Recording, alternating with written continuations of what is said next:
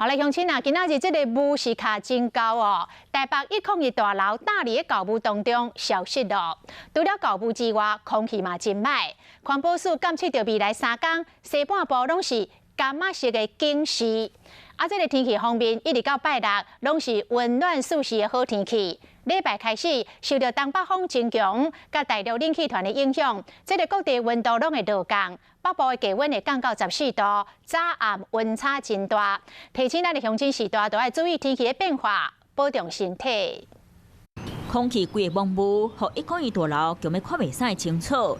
空气品质歹，互台湾规个西半部为北到南出现警报。在空污的部分的话，因为主要是最近的风向都是一个比较偏东风为主，所以在西半部地区相对是一个比较弱风区的一个位置。然后因为风力比较微弱，所以污染物其实是比较不容易扩散，也比较容易累积的现象。